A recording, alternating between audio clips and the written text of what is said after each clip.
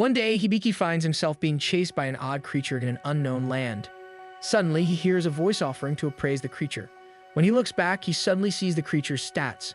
The voice then asks if he wants to disable voice assistance, but he begs it not to leave him.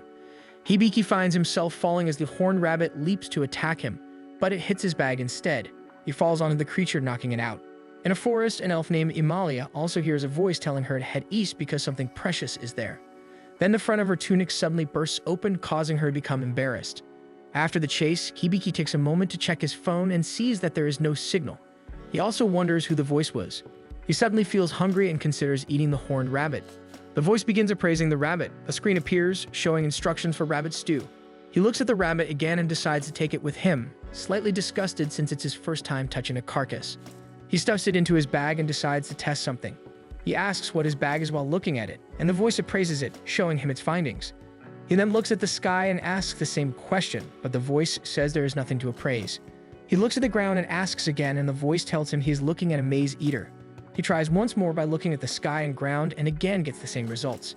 He realizes there is something dangerous on the ground, then decides to ask the voice to appraise him.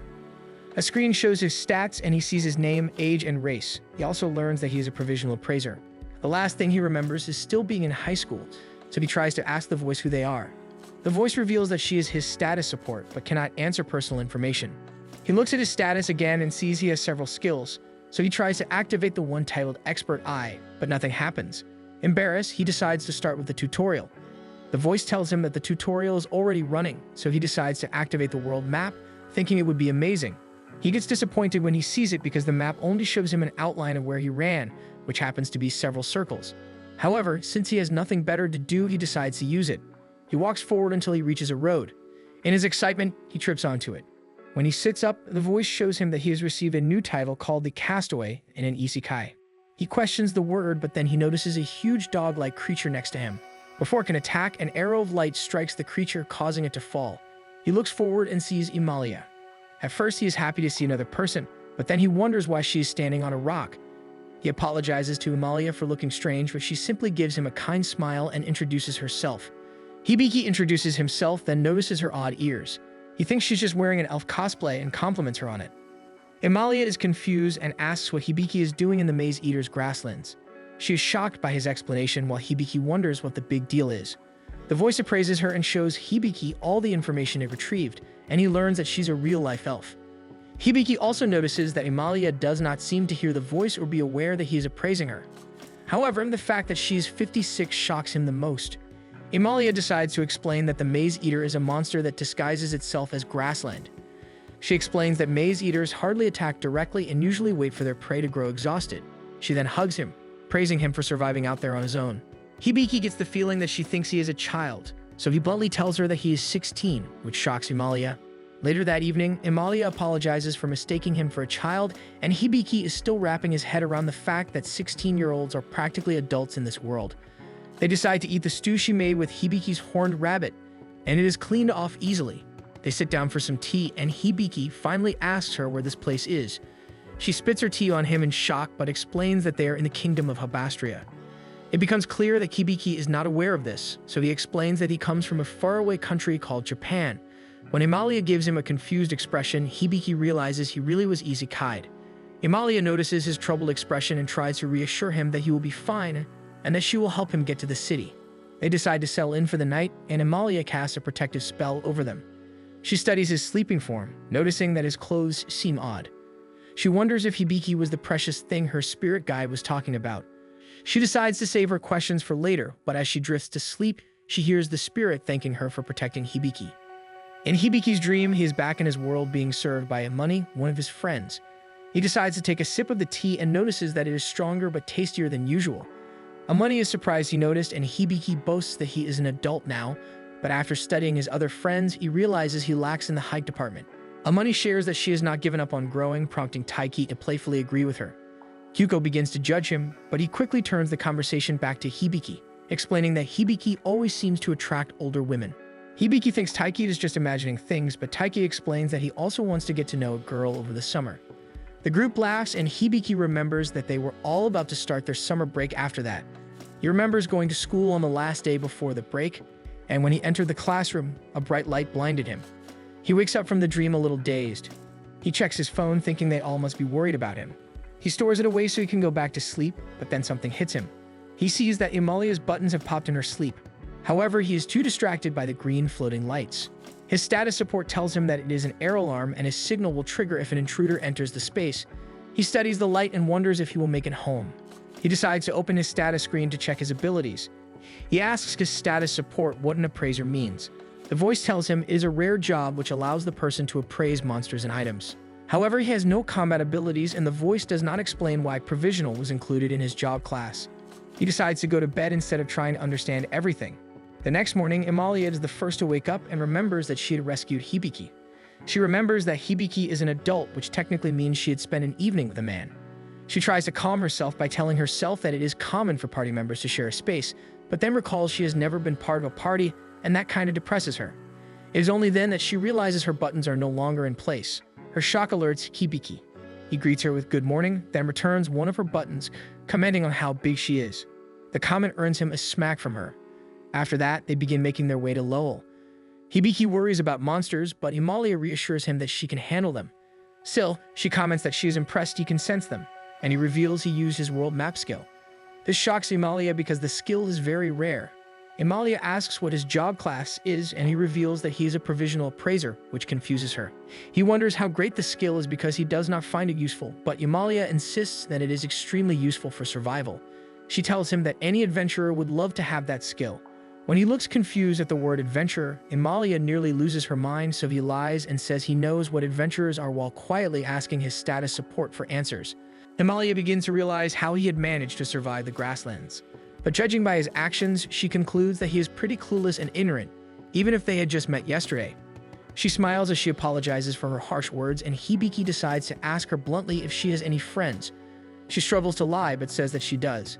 Hibiki also says that he considers her his friend, which makes Amalia blush at the idea of finally having a friend. Hibiki decides to check the surroundings and mentions there is a crystal horn rabbit nearby. Amalia gets excited and says that crystal horn rabbits are sought after since the horn can be used to make potions and can sell for 200 gold coins. She decides to drag Hibiki to the location so they can hunt it. They hide nearby when they spot it and decide to slowly inch closer so it cannot use its escape skill. Hibiki warns that it has detect, so Amalia casts a spell that reduces their sound and odor. Amalia takes the opportunity to praise Hibiki, saying that an adventuring party would love to have him. Hibiki seems unsure since his job does not let him fight. Amalia tells him that party members with fighting abilities should worry about that, and all he will need to do is provide support and avoid danger. Hibiki is so worried that he does not even hear Amalia try to invite him to form a party. When he tries to get Amalia to repeat her question, she decides not to ask him, feeling embarrassed because she sounds desperate. She tries to convince herself she does not need a party, but then makes it her goal to impress Hibiki during this hunt, so he will ask to stay with her. She suddenly feels determined, and Hibiki gets the feeling that she really likes money. Amalia gets prepared to use her bow, and Hibiki notices she carries no arrows. As she pulls the string back, she explains she is a spirit archer, so the wind can turn into her arrows. She releases a full-powered shot, but the creature manages to dodge easily, which makes her feel very disappointed. Hibiki wonders if there is a way to stop the escape skill, and Amalia says skills are usually turned off when a creature attacks something. Hibiki suggests using himself as bait, but Amalia is not sure since it is dangerous and she is not certain if the rabbit will fall for that trick. But Hibiki reassures her that the rabbit is stupid. Just as planned, Hibiki manages to lure and trap the rabbit, which causes it to become angry at him and try to attack. Before it gets the chance, Amalia attacks it, ending the hunt. Amalia is surprised that it was very easy to hunt, and the rabbit even considered Hibiki to be ultra weak, which is why it tried attacking him. Meanwhile, Hibiki is bombarded with several notifications of his level increasing. He tells Amalia about it since she did the hunting, but Amalia explains that he used his skills a lot, so it is only normal that he leveled up. She thanks him for the success of the job, raising a prize in the air, but the action causes her button to pop off again. Meanwhile, the chief god watches them from the heavens, hoping that this life will treat Hibiki well. In another town, a girl named Ever gets accepted as an adventurer and says that for her first job, she will be searching for something. After traveling around, Hibiki and Amalia finally reach the town of Raoul, where Amalia drapes her cloak over Hibiki to hide his odd clothing. She tells him that with the money they can exchange for the crystal horn, they should have enough to buy him clothes and even weapons. Hibiki wonders how much one gold coin costs, so he tries to ask his status support, who manages to come up with a table showing how much coins cost compared to yen. He is shocked that a single gold coin can cost so much and suddenly understands why Emalia had a crazed look in her eyes when they learned about the crystal horn rabbit. Emalia then cups his face and tells him not to look so clueless in town, and Hibiki can tell that her harsh words prevent her from making friends. When they enter the guild hall, some adventurers are surprised that Emalia has finally formed a party, but Hibiki only looks like a child to them. Then a party called Silver Banner manages to ease the tension of the group, advising Hibiki that the others just like stirring up trouble. They wish Hibiki luck, then head out of the guild, and Emalia leads him to the counter. At the front, Emalia introduces Hibiki to Jewel, the receptionist, and Hibiki can't help but notice she has cat-like ears. They are then brought to Balls, who Hibiki notices is very ripped. Balls doesn't hesitate to show off his muscles by ripping his shirt off. Hibiki is impressed and decides to look up to him, and Balls finally introduces himself as the guild master. They begin chatting about muscle-building techniques, much to the annoyance of both girls. When they have had enough, they cast water spells to knock down Hibiki and Balls. Once both men are dried off, they decide to go back to the matter at hand. Emalia shows them the crystal horn she wants to sell, which Balls notices is 3 times bigger than the last one she brought in 3 years ago. He offers 400 gold for it, which makes Hibiki happy since it's 100 more than Emalia predicted it would be worth selling.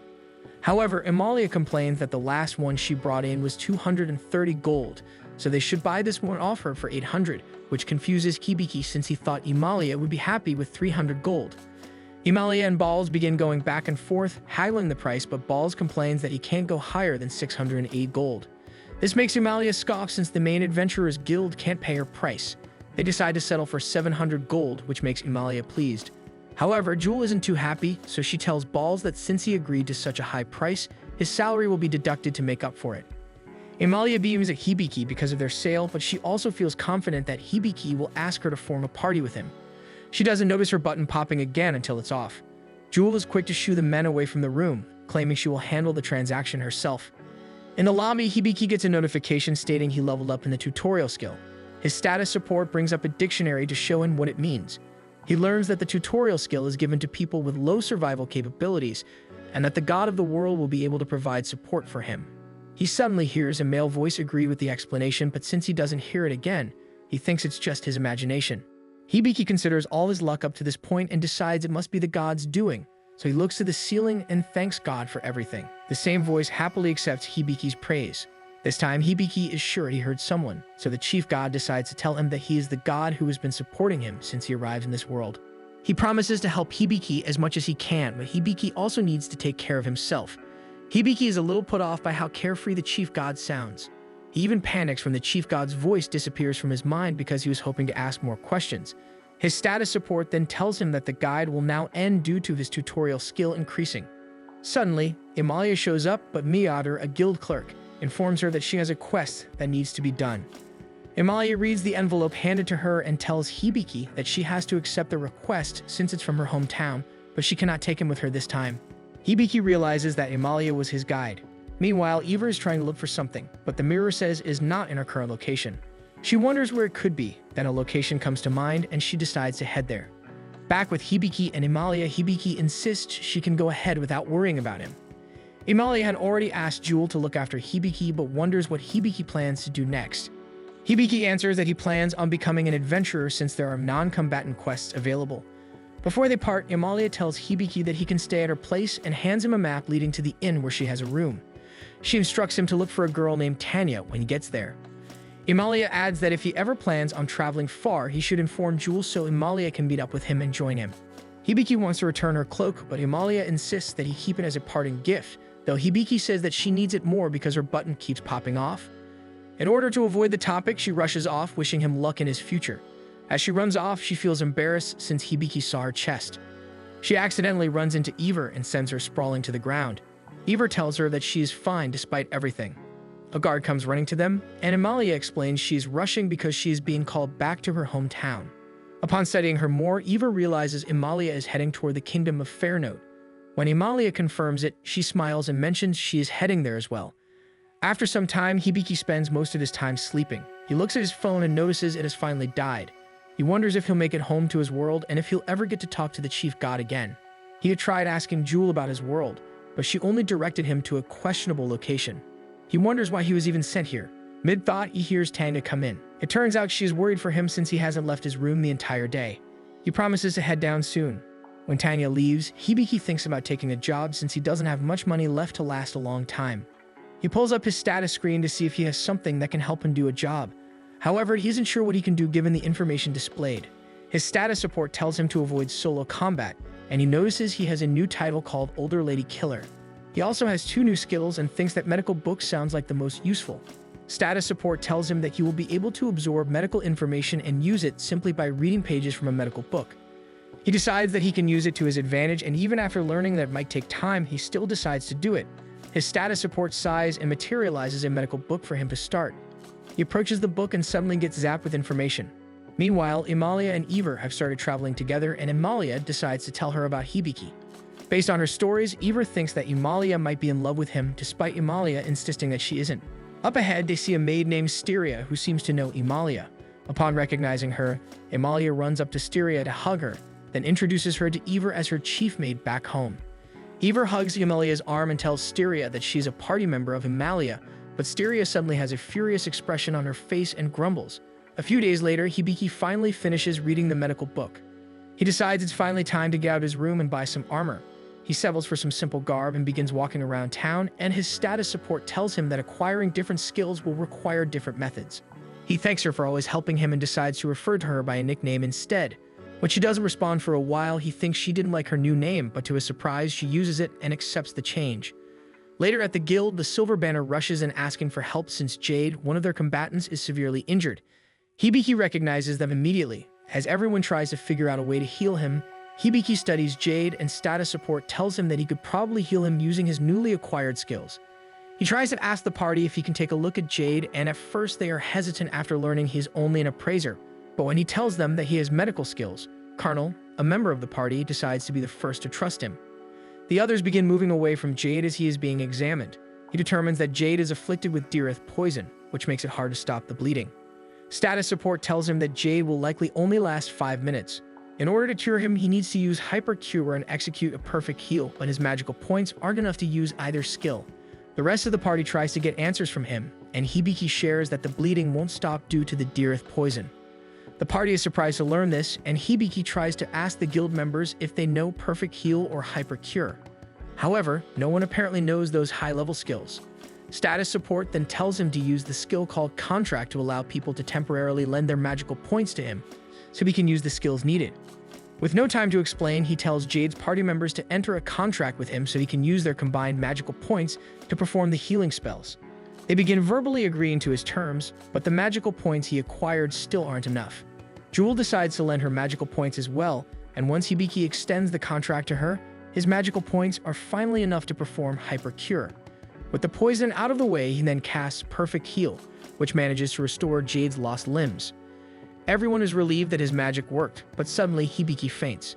When he feels his consciousness returning to him, he finds himself at the cafe with his friends again. Amani in particular is scolding him for acting on his own without thinking. She tries to remind him that there won't always be a person available to save him every time. He is interrupted from his dream when he hears trumpets in his head and status support congratulating him for increasing another level. He moves around trying to cool the voice down, but when he relaxes, Jewel appears right next to him, happy to see that he is awake. She takes the opportunity to thank him for saving Jade, revealing that Jade is actually her younger brother and that they have different mothers, which is why their race is different. Hibiki tells her that he only managed to save everyone through everyone's efforts. However, Jewel insists he accept the praise because no one in the guild could have saved Jade. He smiles brightly at her due to the praise, and she finds herself blushing at his charm. She manages to revert to the matter at hand and tells him they need to take precautions and not talk about how he knows 2 high-level healing spells. She worries that people might try to take advantage of him for money, so she wants him to join an adventuring party for his protection. Hibiki isn't too keen on the idea because he knows it will be temporary, but he has to admit that having a companion sounds like a good idea since he can't fight. Jewel then suggests that he should hire a bodyguard. Meanwhile, in a cell somewhere, a little girl clutches the arm of a beast folk as the beast promises not to let anyone come close to her. One day, Hibiki visits the Debbie company to hire a bodyguard. Upon receiving him, Ajarathan, the owner, is immediately enchanted by his financial scent. He is then shown a bunch of muscular men but decides to reject them all. As they file out of the room, Hibiki feels bad for them in his head. The truth is, even if they look strong, their MP is very low. Ajarathan offers to show him other people, but then Hibiki hears the chief god suggest that he find his own bodyguard.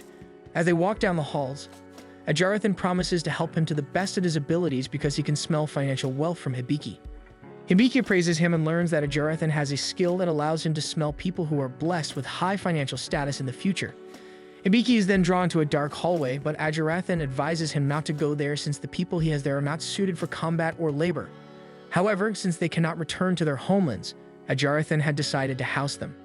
Hibiki considers that the people Ajarathan keeps there are like him, so he tries to ask if Ajarathan can show them to him. Ajarathan is suddenly hit with his skill and happily agrees to show Hibiki due to how strong his scent has become. He is led to a cage where Claude, an injured beastman, and Lillian, a little girl, are kept. He notices their injuries, and Ajarathan tells Hibiki that Claude ended up in that state due to wanting to protect Lillian. As for Lillian, she is said to have strong magical capabilities but has no control over them. Claude suddenly lashes out, telling Hibiki to get lost. Hibiki is taken aback, but his status support decides to appraise Claude. It seems there's some falsification in the record, so status support suggests he use his skill, Expert Eye, to reappraise him. When he learns that the chief god had given him such an insanely strong skill, he feels that the chief god gave him too much. Regardless, he reappraises Claude and learns his name, race, and other details. He learns that Claude has a curse but decides to read about it later. What catches his attention is that Claude has a hero level of 95. He then appraises Lillian and learns that she will be a sage and has a skill called Raging Sanctuary. He wonders why the chief god gave such an unstable skill to a child. The chief god claims that he had no choice because of the trial of the sage. Hibiki decides to worry about it another time because the MP those two have is enough to give him casting abilities. After getting the chief god's approval to let them form a party, status support tells him to use relief measure. He wonders if the skill will help lift the curse from Claude, but status support does not answer the inquiry. He then asks Ajarathan if he can take Claude and Lillian, which Ajarathan immediately agrees to, unable to resist the potent smell of fortune coming his way. His reaction scares Hibiki a little. Hibiki brings Claude and Lillian to a forest clearing. Claude is suspicious of Hibiki and is shocked when Hibiki reveals he wants to heal him. Lillian is immediately on board with the idea to help Hibiki, which confuses Claude since they just met. Lillian expresses how much she wants to heal Claude because Claude always helped her when everyone else refused. Hibiki tells her all she needs to do is accept his contract to share MP, and he can do the rest.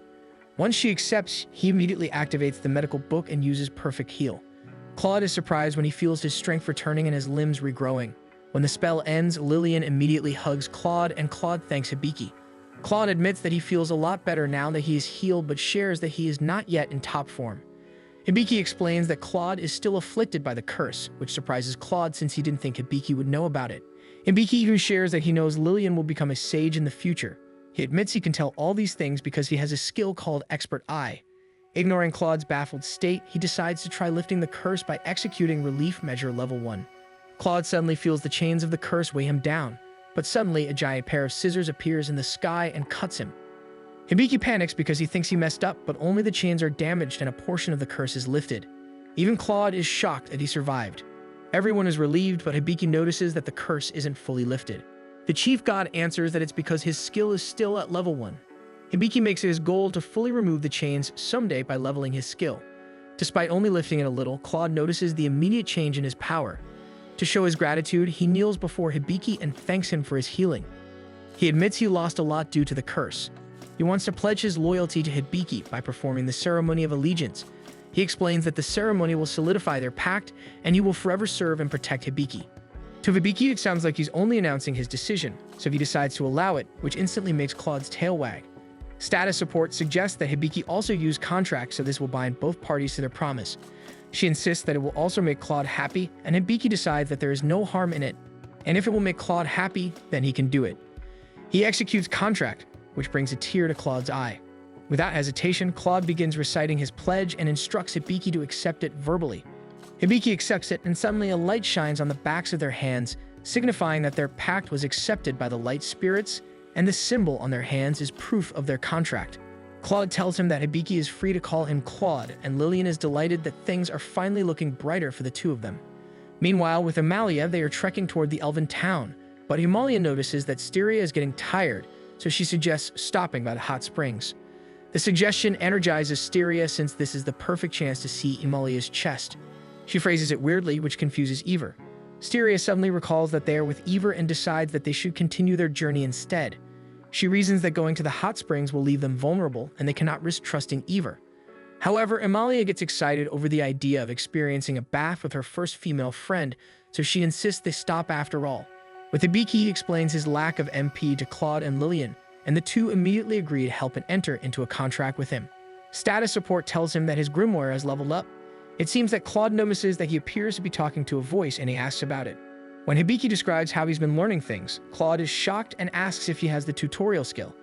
He gets even more shocked when Hibiki confirms it, and also confirms that he possesses the title of a wanderer of a different world.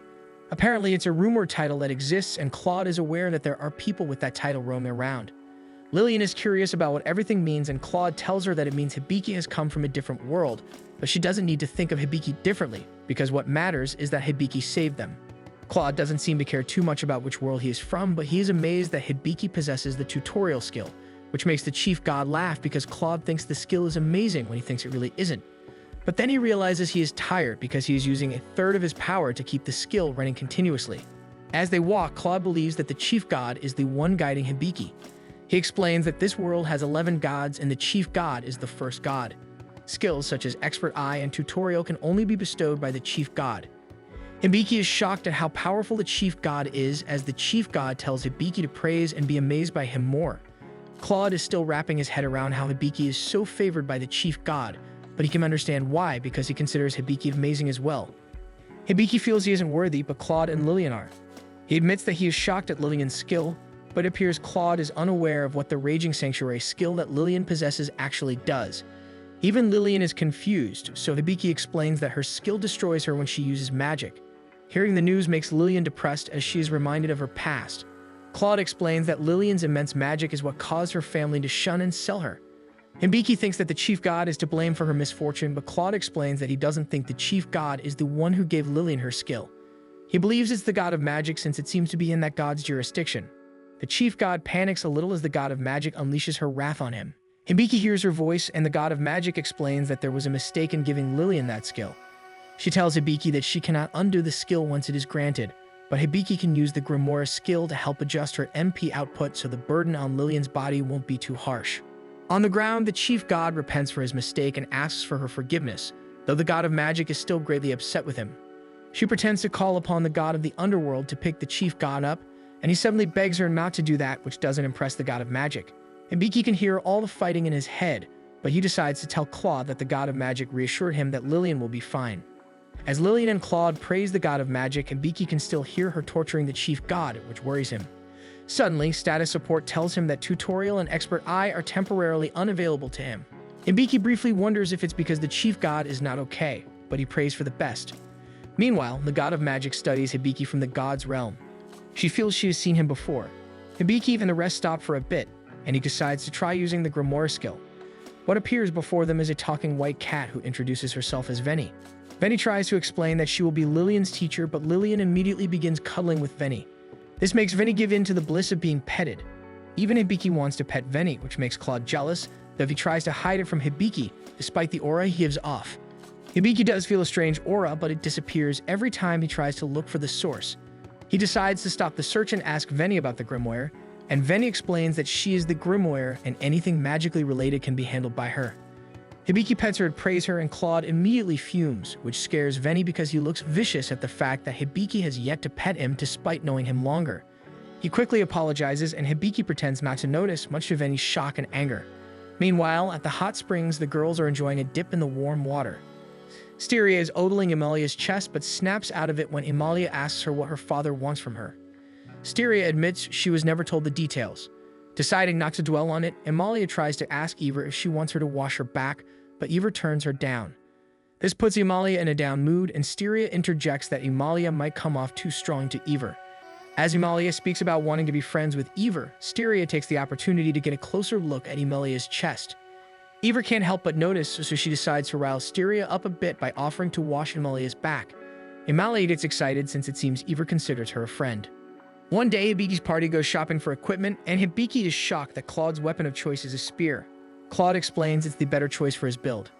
As for his armor, he explains that he only needs his vital areas protected because he gets too warm if he wears too much armor. Lillian also gets to choose new clothes for herself, but she and Hibiki are shocked when they learn the price is 25 gold coins. However, Claude says it's cheap, so they end up paying without complaint. Lillian feels guilty and tries to return the clothes, but Hibiki insists that she keep them. The shopkeeper tells Lillian that she has a good older brother, which makes Lillian think about the title. Hibiki also encourages her to choose a staff for herself. Though Hibiki seems confident, the truth is he is aware that he is running low on money. Lillian thanks him, calling him master, but Hibiki tells her to think of something else to call him. She asks if it's okay for her to call him older brother instead, and he agrees since it feels more familial.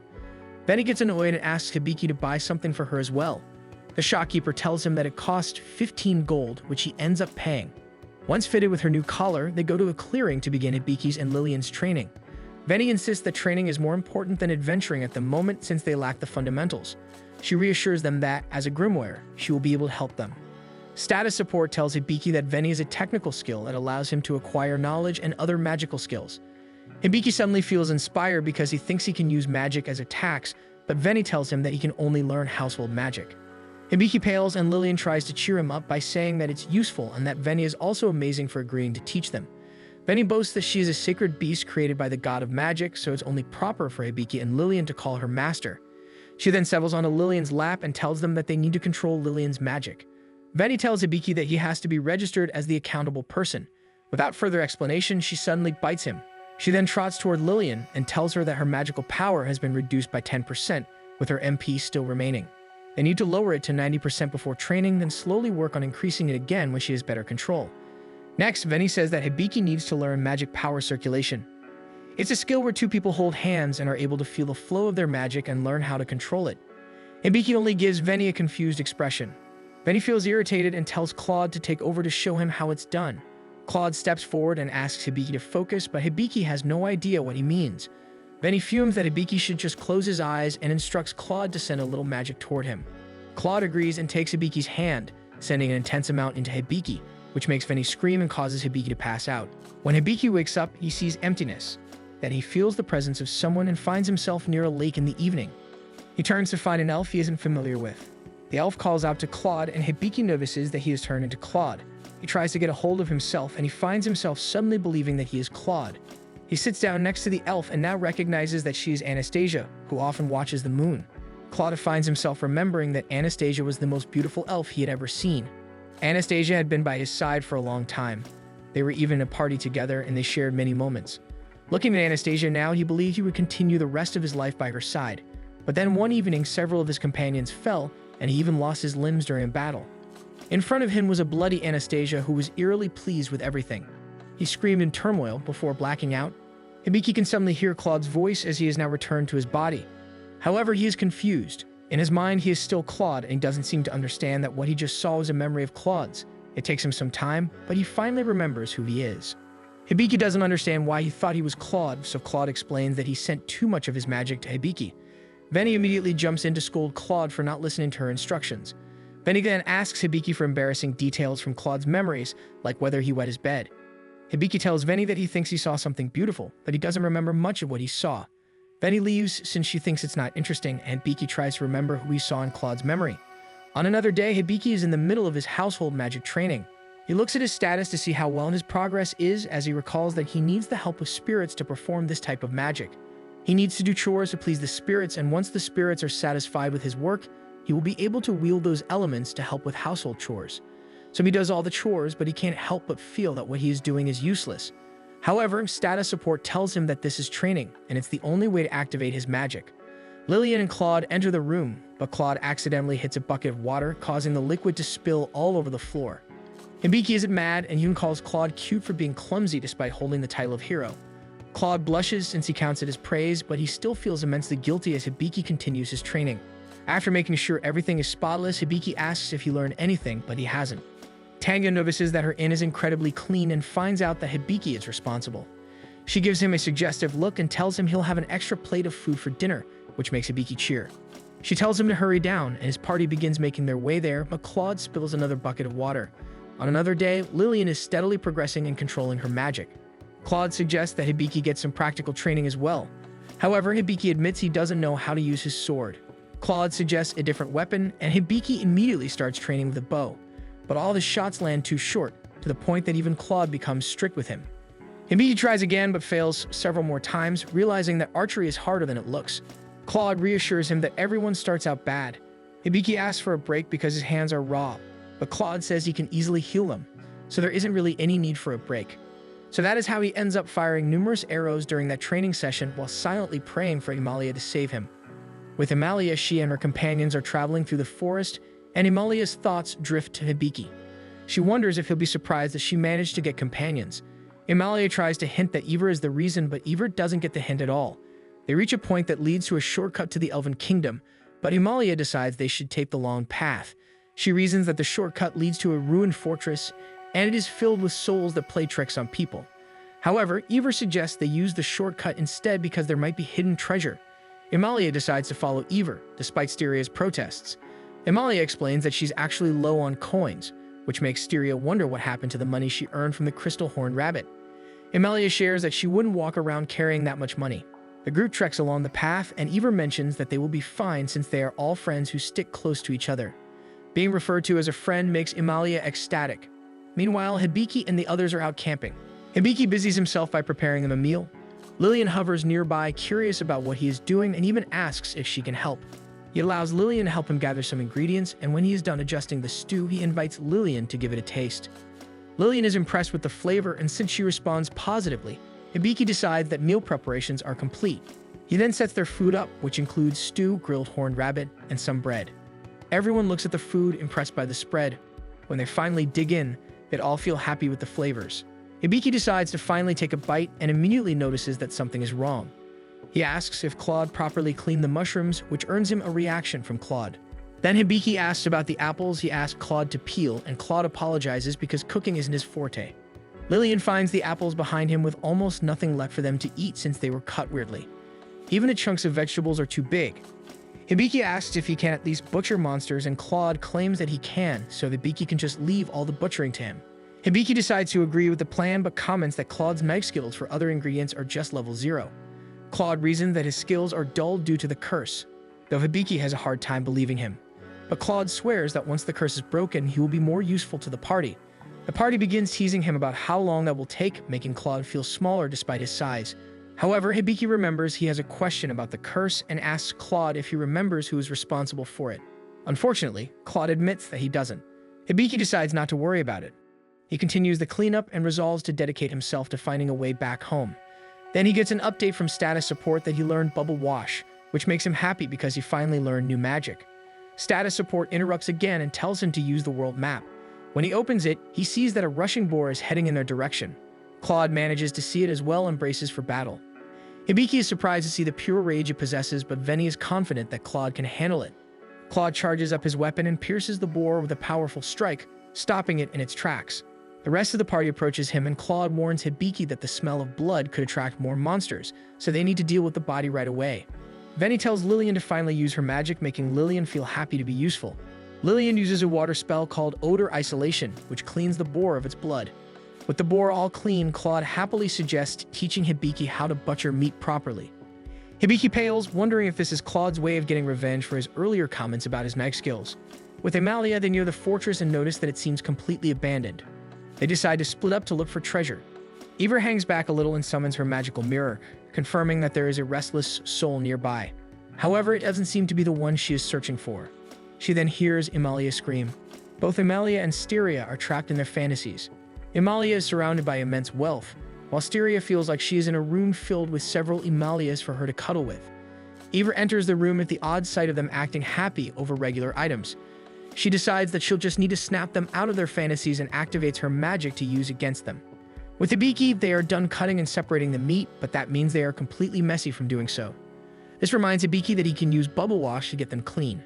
At first, his party is happy that he learned a new skill, but they aren't too pleased when Hibiki suggests trying the spell on them as a test. He gets irritated at their hesitation, but decides to use Bubble Wash on Claude anyway, who screams as the spell hits him. Bubble Wash coats Claude completely in bubbles, and once the bubbles disappear, Claude looks refreshed in body and soul, and he even comments that his tiredness feels as if it were washed away. One morning, Hibiki tells his party that they are running out of money, so it would be a smart move to start taking on jobs from the guild to earn funds. Lillian shows eagerness to start working, which Claude agrees with, since he feels both Hibiki and Lillian have learned enough magic to handle jobs now, though he insists they start with F-rank quests. At the guild, Hibiki registers them as a party, and Claude picks up several low-ranking quests they should take. He reasons this is the best way to make money since the quests available to them are all low-paying. The adder tells them there are more quests on the board. A capture request catches their eye, though it's too high-ranking for them, and the only lead the guild has is the description of the assailant's tail. Later in the field, Hibiki spots a crystal rabbit and readies his bow to take it out. He wonders if he can hit it, and he does, but it takes him several tries. Claudia tells him it should have been done in one shot, but he did a passable job. Lillian meets up with them, having completed her gathering quest. They notice some odd-looking fruit in her basket that isn't on the list, and Vinny explains that it is useful for making path markers. Lillian demonstrates by throwing one fruit at a tree where it splats into a colorful mess, marking the tree. The party decides to rest a bit before heading back to town, and Hibiki finds himself thinking about his friends from his world.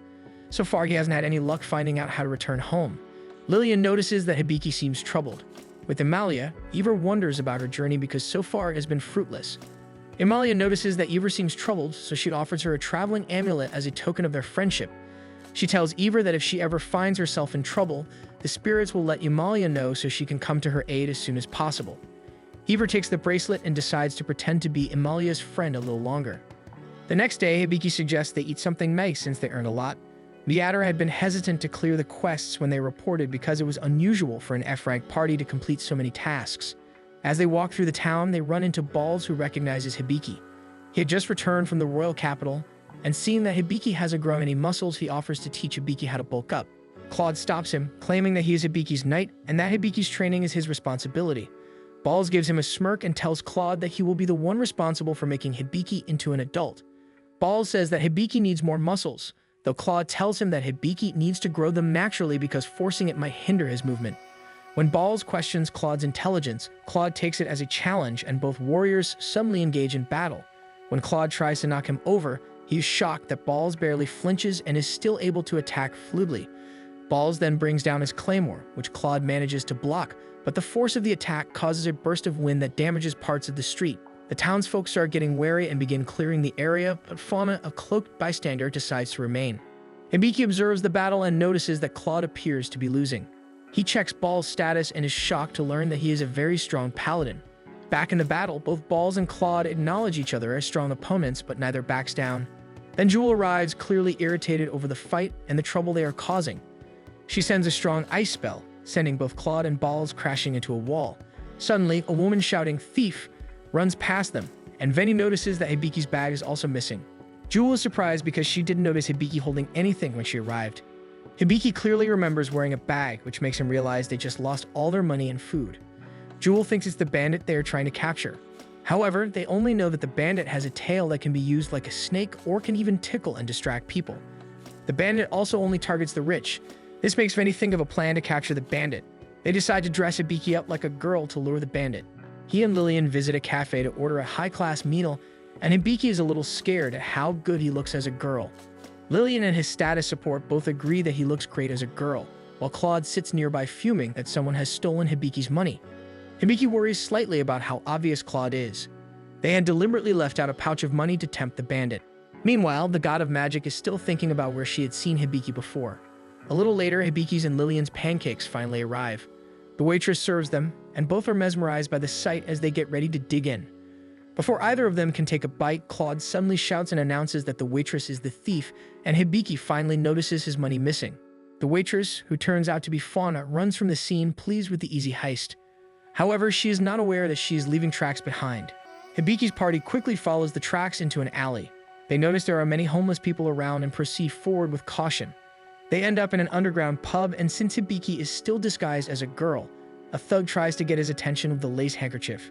He tries to remain polite and turn him down, but another muscular man shows up and kills a fly nearby, trying to show off to Hibiki. Fauna, now cloaked, walks to leave the pub, and Claude notices that she seems suspicious and asks Hibiki to appraise her. Hibiki also notices that she has a tail. Back on the streets, the party manages to surround her, and Hibiki declares that he knows Fauna is the thief because he is an appraiser, before quickly adding that he is only a provisional one. The party demands that Fauna turn herself in, and to show that they are serious, Hibiki tells her name, her job class, and her hidden skill with her tail. Fauna smirks and finally reveals herself to be a beast man known for having the most beautiful transforming tail. A flash of recognition crosses Claude's face, and Hibiki asks if he knows her. Claude tells them that tail transformation is a rare skill among beast men. Fauna teases them because they actually fell for her other trap, as she was aware they were following her the first time. Hibiki realizes that his real wallet has gone missing, meaning Fauna had stolen it earlier in the pub. She then activates another trap that sends several items falling toward Hibiki and Lillian. Claude reacts fast by pushing Hibiki out of the way and protecting Lillian with his body. He tells Hibiki to go after Fauna while he and Lillian attempt to get free. Hibiki quickly chases Fauna, but falls for another trap that leaves him dangling in the air. Fauna is amused and reveals that she is an expert at setting traps. She taunts him for being an appraiser and not being too smart. However, upon seeing Hibiki's undergarments, she realizes that Hibiki is male. She approaches him and asks why he is cross-dressing. Still upside down and unable to see, Hibiki claims it's to catch her. Fauna finds it amusing because she would have stolen from him regardless of his gender. She moves Hibiki's skirt aside to see his face and notices how cute he is. She decides she will help Hibiki on the condition that he appraises something for her. They return to the pub and she shows Hibiki a red gemstone ring, which he appraises. He tells her the gemstone is real and that the piece has been passed down to females from a distinguished family. The fact that it is real pleases her, so she then shows him some pearls, which Hibiki states are fake. She then shows him a dagger, which Hibiki says is only ceremonial, so it does not function very well. She decides she is fine with the dagger since it can still sell for a good price and complements Hibiki's skills. She then pushes forward a wooden bracelet, which Hibiki feels she did not steal. Still, he appraises it and tells her that the pattern is something beastmen love and is used to express deep love. He mentions Diana's message and Fauna demands that he tell it to her. Hibiki debates over it before finally saying that Diana says, "Thank you, big sister." He says there's nothing else after that, and Fauna reveals that her younger sister Diana had given her that armband. She noticed it had writing on it, but she never got to read it. She showed it to other appraisers, but none could understand the writing as her sister never learned how to write properly. She had hoped the message was for her. She believes Hibiki managed to decipher it because he read the feelings behind the text. Hibiki studies her and asks if Diana knew that Fauna is a thief, but learns that Diana is actually dead due to a battle in their area. Hibiki shares that he's from a faraway land. Fauna advises him to return home because he may lose it someday, just as she did. She then mentions Claude, saying she isn't sure, but if Claude happens to come from the same area where she was born, it would mean he has a painful past as well. Fauna gives him back his money and thanks him for appraising all her items. She gives him a kiss before finally leaving and teasing him one more time. Later, he heads back to the inn, where Tanya tries to wipe off the lipstick mark as Balls tells Hibiki that this can be proof that he's ascended into manhood. He tells Hibiki and his party mates that there's talk about a new party that has been rising in rank at an incredible rate. The party is called the Corpse Killers, and the king has recently tasked them with eliminating the undead. Hibiki finds the concept of killing something already dead strange, so he asks what the undead are. Claude explains that it's a type of monster where something dead still moves as if it were alive. This helps Hibiki finally understand that it's equivalent to a zombie. Balls mentions that they might come to their country someday, which makes Hibiki think they might have an undead problem in town. Balls insists that Hibiki will be fine if he grows muscles, but Claude insists that technique is also important. Later that evening, Hibiki is a bit distracted, thinking about how big the world is. Claude tells him that it expands even more once Hibiki sets off on a journey. At the mention of traveling, Hibiki decides he wants to do that someday so he can meet some really interesting and wise people. Claude thinks he is referring to the sages. Currently, there are only the sages of the three worlds who have reigned for over 500 years. He questions why Hibiki would want to meet such people, and Hibiki answers that he wants to return to his world. His answer shocks Lillian and Claude, and the reality that he will leave them someday crushes Lillian. It takes a moment for Hibiki to realize that going home would mean leaving the friends he made here behind. As he thinks about it, Claude tries to make Lillian understand the situation. He then tells Hibiki not to worry, as he swears to protect him until the day he has to leave. Meanwhile, with Amalia's party, she talks to Eva about her relationship with the spirits. She is special because the spirits seem to answer her the most, but she tells Eva of one incident where the spirits actually sought her out for the first time. That day, the spirits had told her to head east because something precious was waiting for her. Eva asks where it happened, and Amalia remembers it was in the forests of Rowell. Eva thinks, then tells Amalia that she needs to do something, and announces that she is departing from the party. As she walks away, she believes that the spirit Amalia heard is the soul she is searching for. Amalia, on the other hand, is still in shock over the sudden goodbye. After leaving Amalia, Eva heads back to where she started, a bit irritated since she took a detour. She knows her next step is to take out Claude, which she believes will be easy because the last time she heard of him, he had lost his limbs. In the guild's mess hall, Hibiki's party discusses the need to search for the sages. According to Claude, they have to go to a city called Terra Dinas. Then he interjects that they can get there after passing through a dungeon. Though it is the fastest route, Claude warns that it is also teeming with monsters. In order to prepare for the journey, Claude wants the party to train even harder than before. Instead of joining the conversation, Lillian decides to leave the table, which concerns Hibiki. Balls seems to notice it as well once he enters the guild, so he decides to invite Hibiki for special training. They meet at the foot of the nearby forest, and Veni suggests they head home instead. Claude advises that Hibiki should go through the training since they need him to be a little stronger to clear the dungeon. Balls is happy that Claude finally agrees to let him train Hibiki, though Claude insists on only honing Hibiki's skills because he does not want Hibiki to turn into a muscle-bound idiot like Balls. As the flames of rivalry heat up between Balls and Claude, Hibiki promises to give it his all. They begin training by carrying rocks, which Hibiki struggles with, barely able to lift even one. Then, while crushing nuts, he struggles to crack a single one. Next is carrying small boulders using a fishing rod, and even Veni is tied to it to make the exercise more interesting. Lillian watches them train, feeling a little down that Hibiki is working so hard to return to a different world. Veni doesn't seem bothered, saying that Hibiki is essentially the same person regardless of where he is from. As Lillian is thinking, Tanya arrives, pleased that everyone seems to be working hard. By sunset, they watch Hibiki shoot arrows at a target. Despite missing every time, Claude still insists that Hibiki is amazing, though he is also the one insisting that Hibiki needs more training. Lillian suddenly becomes determined and gets up. Hibiki stops his bow training due to fatigue, though he managed to hit the target. They are still far from the center. Balls also agrees that they should call it a day since he thinks Hibiki's barely visible muscles already had a good workout. Hibiki feels like he should have improved, so he calls on status support to show him his status, only to be disappointed when nothing has changed. Claude and Balls begin arguing that Hibiki should have just focused on one specific thing. It seems like they are back on opposite sides about Hibiki because Balls believes muscles are the most important thing. As they bicker, only Hibiki notices Jewel, but both men refuse to believe him until they are suddenly frozen by Jewel's magic. Balls asks why she is there, and she answers that she had a bad feeling. They all end up going to the hot springs together, and Tanya even offers to wash Hibiki's back, which he refuses from the male section. Hibiki notices that Claude is oddly relaxed for once, and Claude responds that it's been a while since he last enjoyed himself in the hot springs. Hibiki recalls Fauna's words about a Beastman village getting raided, so he asks Claude about his home village. Claude shares that he used to live in the capital of the Bistronia kingdom. Sadly, the town was attacked and abandoned, so he no longer has any relatives or even companions. Since he knows Hibiki might feel sorry for him, he tells Hibiki that whatever happened was a long time ago, and that Hibiki only needs to worry about the present as Claude will protect him moving forward. Later, as everyone settles by the campfire, Lillian tries to speak her mind to Hibiki but struggles. Tanya ends up telling Hibiki that Lillian wants to cheer him on. Aware that she wants to say more, Tanya and Jewel announce that they will clean up so Lillian can properly talk to her party. Lillian tells Hibiki that she really doesn't want him to leave. However, because she cares about him, she wants him to do whatever he wants. Lillian notices that Hibiki is about to apologize again and insists that she is the selfish one between the two of them. She wipes her tears and holds out a cup filled with a white liquid, handing it to Hibiki. Lillian tells him the drink will help with exhaustion and that Tanya taught her how to make it. Hibiki thanks her and drinks it right away. Tanya and Jewel are actually spying on them nearby, and Tanya is crying over how sweet Hibiki and Lillian are to each other. With Amalia, she has finally reached the Elven Kingdom and is now enjoying a bath.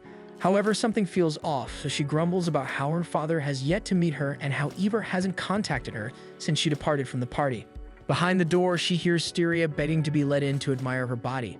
She even asks the other maids to beg with her, and they do so without hesitation. Amalia eventually gets annoyed with all the begging and scolds Styria. After her bath, Styria presents Amalia with a new dress, which confuses Amalia since there is no party. Styria smiles and reveals that Amalia's father is hosting a fete. Amalia grows suspicious and asks if that was the emergency she was called home for. Styria smiles and says she has no idea, but Amalia is convinced that it is the case and she feels betrayed by her own father. Meanwhile, Eivor waits patiently in the forest for Claude and senses him approaching.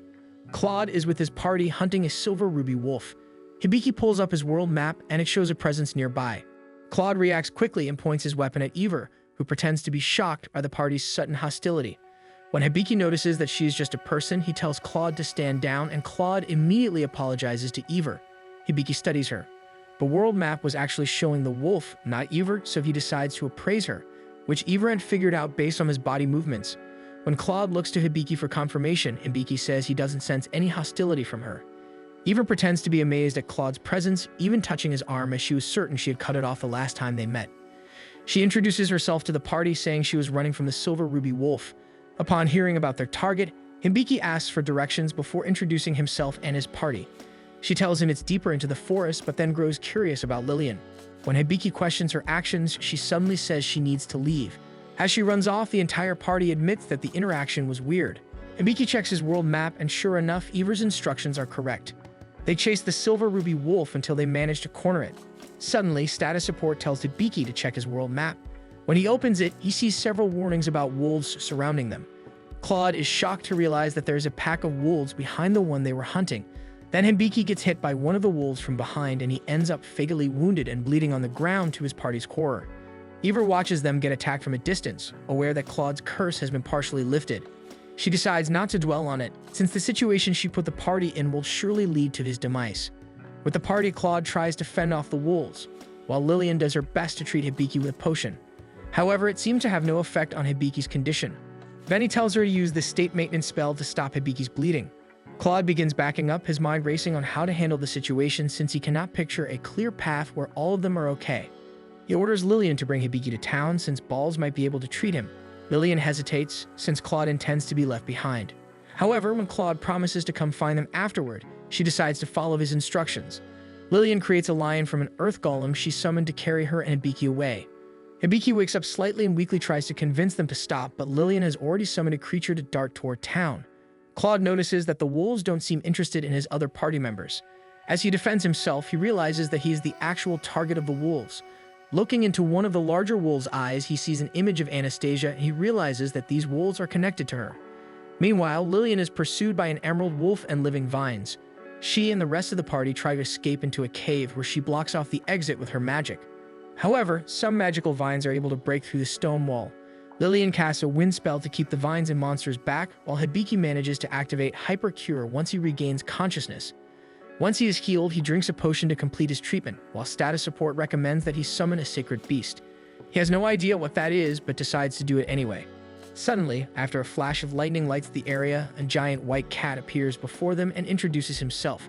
He stares down the wolves and declares that he is the sacred beast of lightning who serves directly under the god of magic and is in charge of judgment. He then tells the wolves that he will judge and punish them, and releases a bolt of lightning across the terrain that strikes all the wolves, burning them where they stand.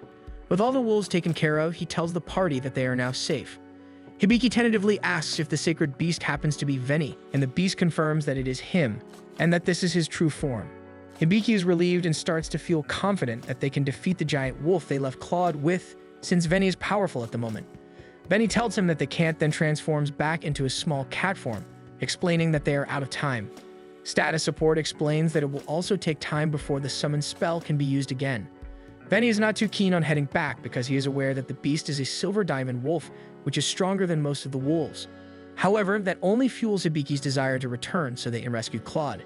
He tells Veni that he can't just abandon Claude, who has always loyally protected them.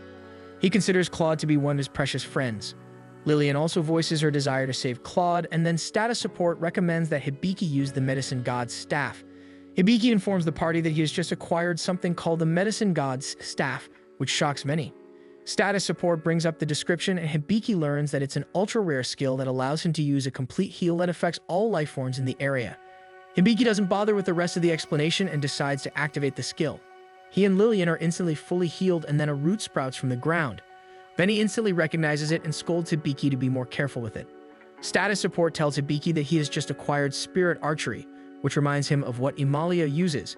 He decides to try the weapon by taking a stance as if he's about to fire an arrow, and suddenly an arrow made of light forms in his hand before he releases it. It travels far, which amazes Hibiki because his previous shots never had enough strength to go that distance. He finally appraises the bow and learns that it is called the Godly Bow, a weapon made exclusively for him. Lillian is amazed, while Veni is surprised by how much the gods favor him. With his new weapon, Hibiki feels like they finally have a chance to rescue Claude. Meanwhile, in the gods' realm, Chief God regains consciousness.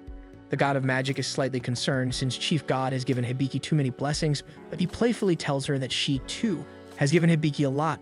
However, Chief God is aware that no matter how many gifts they give Hibiki, it is ultimately up to him whether he can use them well. With Claude, Eva laughs evilly from where she is perched. Back with Hibiki, they race back toward Claude, but they are surrounded by gem wolves from all sides. Veni suggests blasting their way through, so Hibiki prepares another light arrow to clear a path for them, though he has difficulty aiming. Status support tells him to use Expert Eye since Chief God is now okay. He activates the skill and through it selects the center wolf as his target, only for it to auto-target the surrounding wolves as well. When he releases the arrow, the wolves are instantly taken down, allowing them to run forward. However, Hibiki is a little concerned that he was entrusted with such a powerful weapon. Next, Many tells Lillian that she can now release up to a third of her power. When Lillian activates her magic, she first uses a wind spell to take out the enemies at the front, then uses plant magic to stop several of the wolves at the sides and behind them. Hibiki feels uneasy that Lillian is also very powerful on her own. He then remarks that it is surprising that the monsters have been pursuing them in a pincer formation. Veni tells him that the monsters are being controlled. He believes it is because of the Silver Diamond, Wolf, and Ever. Hibiki is surprised that Ever is a suspect, so Veni explains that it was odd for her to direct them deeper into the forest. Veni also remarks that Ever's face looks oddly familiar. With Ever, she is enjoying herself as she watches Claude suffer, because the more he suffers, the more Anastasia's soul will corrupt. Claude ends up facing the Silver Diamond Wolf, and he is reminded of Anastasia. He asks Anastasia if she is somehow within the wolf. The wolf only howls in response. It then charges toward Claude, successfully wounding him on the side. An arrow suddenly nears, but it is deflected by the wolf's adamantine barrier. Veni explains that with Hibiki's current power, he will not be able to break through. The wolf returns its attention to Claude, who is on the ground in pain. Hibiki panics and tries firing another arrow, but nothing works, so he screams in desperation. Suddenly, a strange light erupts from his right hand, and the wolf is engulfed in another light before getting pushed back. The party quickly reaches Claude's side, and Lillian activates her full power, creating a whirlwind that pushes the wolf back. While Lillian is busy keeping the wolf at bay, Hibiki is shocked to learn that Claude is afflicted with Dirith poison. He uses Hypercure to get rid of the toxins, but suddenly becomes suspicious.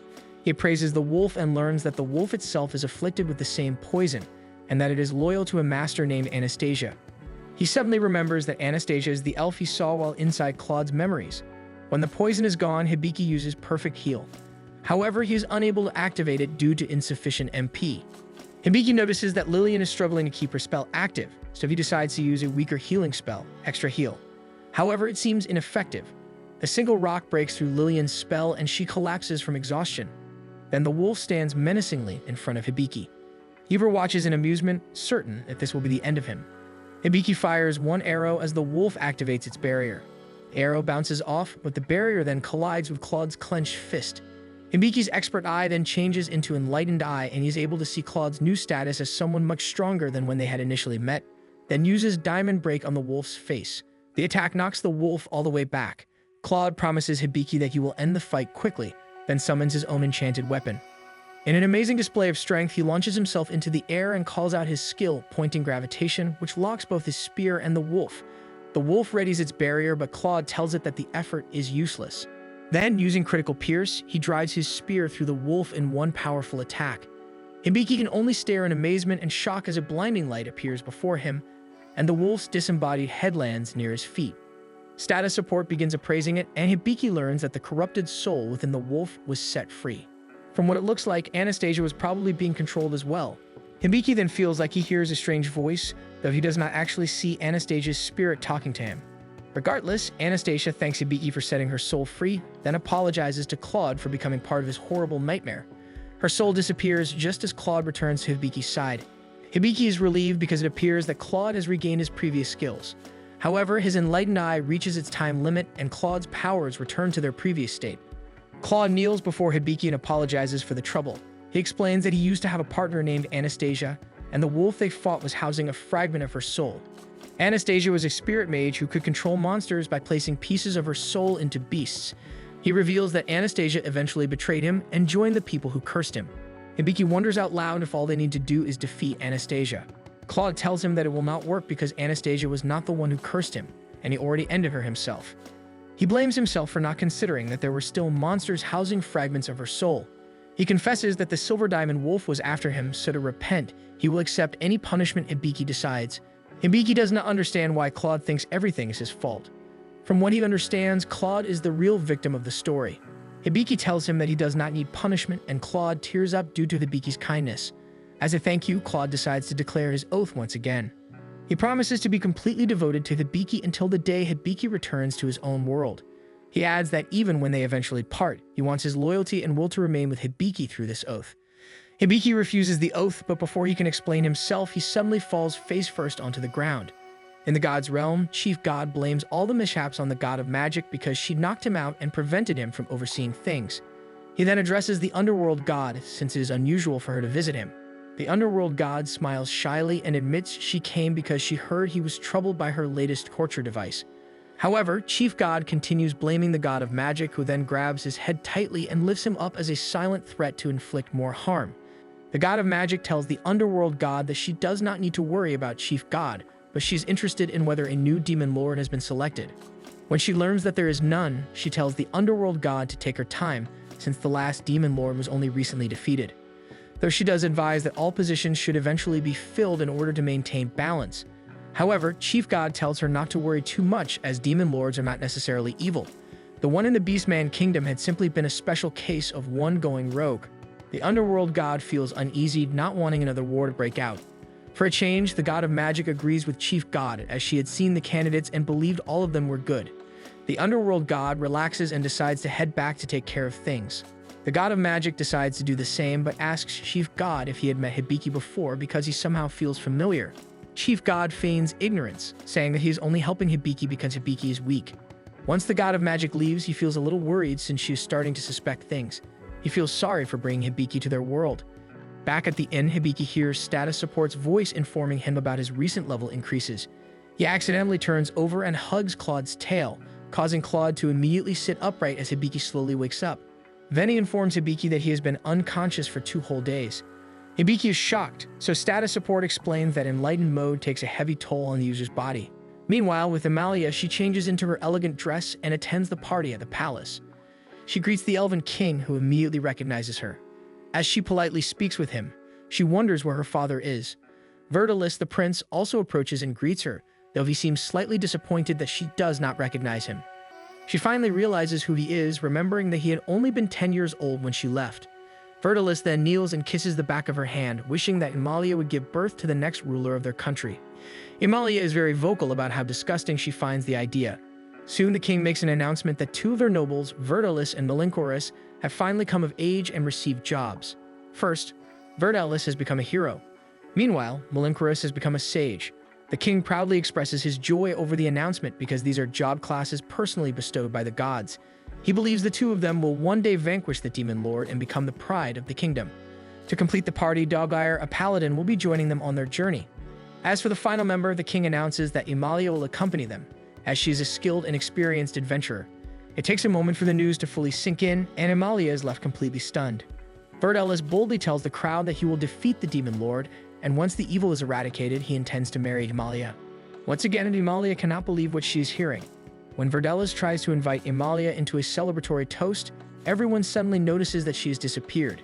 Meanwhile, with Hibiki, his party relaxes together inside their room. Hibiki admits that he still wants to go to Terra Dinas after all. He truly wants to return to his original world because he misses his family and friends there deeply. However, he is also not willing to say goodbye to the people he has met in this world. He treasures his new party dearly and does not want to leave them behind. Because of that, he decides that he wants to find a way to return home while still remaining with his new friends at the same time. Lillian becomes ecstatic over the idea, though Claude wonders how something like that could even be possible. Hibiki admits that he has no idea, especially since he still does not even know how to return home in the first place. Benny feels that the idea sounds far too convenient to actually work, but Claude confidently believes that Hibiki can somehow make it happen. Benny reminds him that they still need to clear the dungeon before they can even reach the sages. Hibiki already knows that, which is why he wants all of them to come with him. Claude and Lillian do not hesitate and immediately agree to join him. Benny suddenly feels pressure into agreeing as well, but after seeing Hibiki's sincere expression, he ultimately decides to come too. Lillian happily hugs Veni, and all of them are grateful that they can continue staying together. With Amalia, she hurriedly changes back into her adventuring gear. She tells Styria that most of the elves in the kingdom are misguided because the demon lord is not necessarily evil, so she wants to leave this place behind. Once she finishes preparing herself, she jumps out of the window, fully intending to reunite with Hibiki. Meanwhile, Ivor contacts someone through her magical mirror, only for a spark of magic to lash out and scold her for her failure. Ivor promises that she will defeat Claude and bring back Anastasia's soul. One evening, Lillian and Claude grow curious about the people Hibiki wishes to see again from his world. Hibiki tells them that he misses his friends and family dearly. He describes them as fun people who would chat over black tea with him. Claude mentions that those people must also be worried about him. Hibiki agrees but says that while he misses them, he is less lonely now that he has his party with him. The next day, they report their encounter with the Silver Diamond Wolf to the guild, where Balls acknowledges it as an impressive feat for a party at their level. While praising Hibiki, Balls also insists that if Hibiki had more muscles, he might not have fainted. Balls begins feeling guilty because he did not train Hibiki hard enough to build more muscle. This time, he confidently claims that if Hibiki trains with him properly, he can guarantee Hibiki will become muscular. Jewel is completely unamused and freezes Balls so she can speak properly. Hibiki initially thinks she wants to discuss muscle training, but she corrects him and says they are actually discussing the reward for defeating the wolf. Hibiki is shocked by the amount, while Jewel explains that Hibiki and his party deserve proper compensation. Had the wolf reached the town, it could have caused devastating damage, and she is certain even Balls would have struggled against it. Balls breaks out of the ice and tells Hibiki to accept the reward, which he does. The party then pays another visit to Ajarathan, who is delighted because Hibiki once again carries the scent of wealth around him. Ajarathan quickly recognizes Claude and Lillian and respectfully greets them. Hibiki suddenly remembers that he had purchased his party members from this place. However, Ajarathan ushers them inside like honored guests and assures Hibiki that the company will never interfere in his personal affairs. Hibiki feels reassured and follows his party inside, where they are led to an area lined with various weapons and armor. Hibiki decides on a wind layer tunic to help him dodge attacks more easily. And when Ajarathan tries offering additional weapons, Hibiki declines because he believes the bow given to him by the chief god is already the best weapon. Lillian chooses a new cloak and wand. Hibiki appraises the wand and notices that it is a blossom wand, complimenting her excellent choice. Ajarathan happily informs them that the total cost is 1,200 gold coins, shocking Hibiki. Most of the expense comes from Lillian's equipment. Even Claude is shocked in a happy way, finding it cheap. Claude then chooses a new armor set, though his stomach remains exposed. Hibiki tries convincing him to pick something that protects that area too, but Ajarathan defends Claude's choice by explaining that the armor contains strengthening magic, making it as durable as a complete set. When Hibiki appraises it, he discovers that Ajarathan was telling the truth. Claude then selects Magnetica as his weapon, believing it to be the perfect choice for the dungeon. Hibiki appraises the weapon as well and agrees that it truly is an excellent choice. Ajarathan becomes interested in how accurate Hibiki's appraisal skills are, and when Hibiki casually reveals that he is already level 5, Ajarathan is left stunned. Ajarathan explains that most appraisers never surpass level 2, and even the company's in-house appraiser is only level 3. Hibiki immediately feels irritated with the chief god again because this sounds like extremely valuable information. Since the chief god is apparently listening again, he assumes Hibiki wants to know more about relief measure.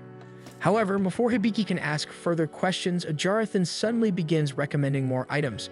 This time, Ajarathan honestly admits that they do not currently have the proper stock and would need time to gather the supplies Hibiki's party needs for the dungeon. Later, Hibiki and his party head toward the clearing because Hibiki wants to try using relief measure to weaken Claude's curse. The moment he activates the spell, status support immediately allows Hibiki to detect the cursed chains weighing Claude down. The spell then summons the sacred beast Carbuncle, who turns out to be another adorable creature like Veni, though this one serves the chief god. Hibiki immediately rushes toward Carbuncle and rubs his face against him because he finds Carbuncle cute. At first, Carbuncle looks annoyed, but he quickly gives in because the attention and affection feel good, much to Claude's irritation. Claude ends up trying to break the chains himself out of sheer frustration, while Hibiki and Lillian mistakenly believe that it is actually Carbuncle's power at work. However, Veni quickly notices that Carbuncle is not doing anything at all and angrily scolds him for slacking off. Carbuncle recognizes Veni and prepares to tease him back, but suddenly notices Claude's terrifying glare fixed directly on him. Even Veni becomes irritated by how much Carbuncle is stalling, and he demands that he start working immediately. He summons his light-based magic while proudly announcing his own name, then activates the spell Good Luck Catcher. Powerful magical arms materialize around Claude and tightly grab hold of 2 of the cursed chains. Using all of his strength, Carbuncle struggles against the chains and successfully shatters 2 of them, allowing another portion of Claude's power to return. However, Hibiki tells him to thank Carbuncle instead while scooping the sacred beast into his arms, causing Claude to seethe with jealousy. Even though he clearly hates it, Claude still manages to thank Carbuncle through gritted teeth. Meanwhile, Veni praises Claude for managing to restrain his usual violent tendencies, completely terrifying Carbuncle. When Hibiki tries welcoming Carbuncle into the party, Carbuncle quickly refuses. With that, he immediately runs away, leaving the entire party confused over why he seems so desperate to escape from them. The following day, the party remains inside the inn trying to endure the intense summer heat, which status support informs Hibiki is around 39 degrees Celsius. Seeing Claude suffer badly because of his thick fur, Hibiki casually suggests shaving it all off. Claude is horrified by the suggestion, but since it comes from Hibiki, he decides to comply. Hibiki hands Lillian the scissors, but before she can start cutting, Veni tells Lillian to use a cooling spell instead. Using her new wand, Lillian first casts Create Water, causing several spheres of water to begin floating around the room. Veni then instructs her to layer the spell, so Lillian uses state maintenance on the water orbs, making them cool in temperature while giving them an exterior that prevents anyone from getting drenched. Suddenly, Tanya collapses into their room, desperately begging Hibiki to use bubble wash on her because of the unbearable heat. Hibiki quickly uses the spell, instantly making Tanya feel refreshed again, though he still reminds her to at least wear underwear. Hibiki then decides to head into town to search for something that can help everyone beat the heat.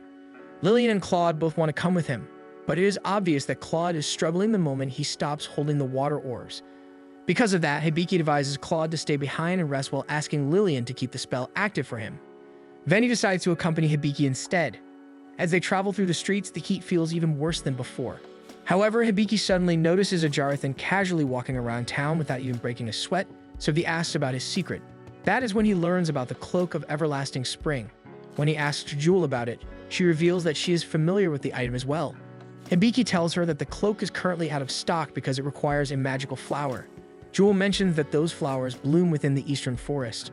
However, she warns Hibiki that the paths there are complicated, so she doubts he will be able to find the flowers. Many immediately agrees, but Hibiki says that he really wants to get the flowers, so Jewel offers to at least guide him there. As they travel through the eastern forest, Veni falls asleep inside Hibiki's bag. Jewel comments that Hibiki is kind for going this far for the sake of his party members, but Hibiki insists that this is the very least he can do for them. He knows that Claude and Lillian constantly use their strength and magic for his sake. He has also noticed that they always prioritize his safety before their own. Because of that, he wants to thank them for always staying by his side. Hibiki apologizes for rambling, but Jewel tells him that his ability to make such wonderful companions is a reflection of his own kindness. She then informs him that their long trip is finally over. By sunset, Hibiki finally returns to the inn, relieved to see that both Claude and Lillian look much better. He happily mentions that he is already excited to eat despite it still being early for dinner. Lillian then hands him a box containing slices of pie along with a container of black tea that the party had found while he was out adventuring. Hibiki thanks them warmly before digging in, wondering if they specifically chose black tea because he had talked about drinking it at Amane's cafe. He looks fondly toward Lillian and decides to check her status to see how much she has grown. To his surprise, her status screen now identifies her as a sage, causing Hibiki to immediately exclaim in shock. He explains that when they first met, Lillian had only been a sage candidate, but now she has officially become a level 1 sage. Veni calmly points out that Lillian has gained experience since joining Hibiki, so it makes sense for her to level up so quickly. Veni asks whether her magical skills have leveled up as well, and Hibiki confirms that they have. He also mentions that his grimoire has leveled up too. Once Hibiki activates the grimoire, Veni instantly feels a surge of new magical information flooding into him. He informs Hibiki that he can now teach him even more magical skills with this new knowledge. Hibiki becomes equally excited and tells Veni that he will be under his guidance. Finally, the day of their departure arrives. A carriage waits outside the inn to carry them. Tanya wishes them luck on their journey and hopes they will stay at her inn again once they return to town. Hibiki then reveals that he has gifts prepared for Claude and Lillian. Claude receives a cloak of everlasting spring, and Hibiki explains that it has been enchanted with temperature control magic. Claude immediately realizes that Hibiki ventured out specifically to obtain the cloak for him. Completely overwhelmed by Hibiki's kindness, Claude even begins crying. Hibiki then gives Lillian her own cloak designed with a cute appearance. Balls arrives to see them off and immediately reminds Claude to make sure Hibiki continues training so he can bulk up. However, Claude insists that his duty is to protect Hibiki, meaning he will not focus on Hibiki's gains. Jewel ignores them and instead reminds Hibiki and Lillian to stay careful, because the dangers inside the dungeon are far worse than those in the eastern forest. With everything finally prepared, the party bids farewell to all of their friends before riding away in the carriage, heading toward the dungeon that will eventually lead them to Terradina's. Elsewhere, Eva overhears the news and feels pleased because entering the dungeon greatly increases the chance of Hibiki's party losing their lives there, which she believes would restore balance to the world. Meanwhile, in another village, hordes of zombies begin overrunning the area. Several villagers are about to be attacked, but members of the Corpse Killers, Taiki and Kyuko, quickly arrive and defeat the undead monsters. Amane soon runs toward them alongside a teacher who happens to be Hibiki's cousin. Out of everyone there, he appears to be the most concerned about Hibiki's safety. It is revealed that these are Hibiki's friends from his original world, and they are now fighting desperately to reach him. One evening, Claude stubbornly refuses to remove his cloak of everlasting spring, even when the weather is chilly. However, after sneezing directly on Veni, he finally decides that it is probably time to take the cloak off. During the day, Hibiki manages to hunt down a boar-like creature. His party members praise him, and he briefly wonders if he is actually getting stronger. Claude then urges Hibiki to keep moving again, and Hibiki realizes that most of the earlier praise was simply teasing, though Lillian's compliments were completely sincere. While traveling on the road, Claude reminds Hibiki that daily training is important because he cannot rely on his skills alone. There will eventually be situations where he will not be able to use them. Meanwhile, Hibiki begins feeling sick from the constant shaking of the cart. Lillian looks back to check on him and quickly notices that he has terrible motion sickness. Unfortunately, the motion sickness becomes so overwhelming that Hibiki does not even make it outside in time. The group decides to stop for a short break so they can clean the carriage as well. Hibiki walks over to a nearby lake to splash water on his face. However, the moment he touches the surface, it suddenly bounces back and parts away, making him shout in shock. Claude approaches him to investigate and immediately realizes that the lake is actually a horde of slimes. He sees it as the perfect opportunity for Hibiki to practice fighting this type of enemy. Many suggest that Hibiki should avoid using weapons, though Lillian worries that Hibiki cannot handle the monsters. As a compromise, Claude hands Hibiki a torch. Hibiki is both confused and disappointed. He even starts thinking Claude resembles some kind of ruthless commander. Despite that, Hibiki charges toward the slimes, though he fails to land a single proper hit. Hibiki falls backward as the slime begins suffocating him, making him wonder if this is truly the end for him. His thoughts drift toward Imalia and their promise to meet each other again. Then his mind shifts toward his party members and the idea that he will be leaving them. Suddenly, he feels an intense warmth spread through his body. Flames ignite in his hand, driving the slime away from his face. Status support informs him that he has learned fire magic, and Claude becomes genuinely pleased with Hibiki's progress. Hibiki notices the slimes retreating, though status support explains that they are actually furious. The slimes begin merging together into one enormous slime. Hibiki confidently attempts to cast fire, only for a tiny spark of flame to appear from his fingertip. The giant slime immediately punches him away, sending him flying straight into Claude's arms. However, Claude happily throws him right back toward the slime so his training can continue. After a long struggle, the slime eventually retreats, leaving Hibiki collapsed on the ground, exhausted. Lillian praises him warmly, saying that even if the fire was small, it was still real fire. Claude suggests that they set up camp in the clearing for the night. It does not take them long to prepare dinner, and both Lillian and Veni become excited while watching the meat roast. Hibiki uses his newly acquired skill to light their lamp, feeling proud of how practical the ability is. Lillian and Veni happily dance around the food, and after eating their fill, they quickly drift off to sleep. Hibiki voices his worries to Claude about how weak his fire spell currently is. Claude asks him if he remembers their earlier discussion about Terradinas. Aside from what he had previously mentioned, Claude explains that Terradinas is a place only accessible to adventurers capable of clearing the northern dungeons. Recently, however, nobody has successfully managed to do so. Even so, Claude firmly promises that he will bring Hibiki to Terradinas. He explains that this is also why he pushes Hibiki to train every day, so he can handle difficult situations. Hibiki acknowledges that he truly is becoming stronger, and the two of them agree to continue working hard until they finally reach their destination. As Claude stands to prepare for bed, status support suddenly opens Hibiki's skill window, revealing that he has learned 4 new skills. The next morning, the party spots a large campsite farther ahead on the road. Claude slows the carriage so Hibiki can ask the civilians what happened. One of the civilians explains that their village was overrun by the undead, forcing everyone to evacuate. They already sent a request for aid to the guild, but reinforcements still have not arrived. A young girl then mentions that a woman promised to deal with the undead for them. The townspeople explain that the woman was a beast man and appeared very reliable. Claude grows curious because he cannot understand why someone would confidently face an entire horde of undead alone. Claude suggests taking a different route to avoid the infested town. However, Lillian says that she wants Hibiki to reunite with his loved ones as quickly as possible. Claude considers her words carefully. He also reasons that the dungeon ahead will likely contain monsters even more dangerous than the undead, so gaining as much experience as possible now would be beneficial. Smiling confidently, Claude tells Hibiki that they should do their best. The party eventually arrives at the village. Although they cannot immediately see any undead, Hibiki is already dreading what awaits them. Claude reassures him by explaining that the undead move slowly and can be defeated. As they travel deeper into the village, Lillian notices countless holes scattered across the ground, which Claude assumes are traps. Hibiki peers into one of the holes and spots an undead creature inside. The sight startles him so badly that he accidentally activates several traps while backing away. Suddenly, several undead appear ahead of them. Fauna then appears, revealing that she was responsible for the traps. As they walk through the village, Fauna explains the situation. However, Claude immediately questions why a bandit like her would involve herself in helping the village. Fauna admits she genuinely cares about children. She also reveals that she had placed numerous traps around the cemetery, but Hibiki accidentally activated most of them earlier, meaning he now has to help her deal with the remaining undead. Fauna further explains that the undead in the area are different from ordinary ones because they appear to be strangely organized. Hibiki feels confident since they have Claude with them, but he accidentally walks into a trap despite Fauna's warning.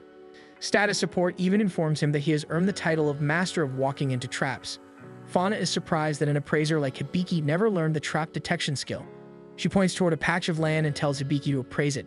To his surprise, he successfully identifies it as a pitfall trap. Fauna explains that as long as his appraisal skill is active, he should be able to naturally learn trap detection. According to her, an appraiser should constantly be appraising things in order to gain more skills. Inside the church, Fauna kneels down and prays toward the compass of the gods. Hibiki suddenly notices a jewel briefly flash with light.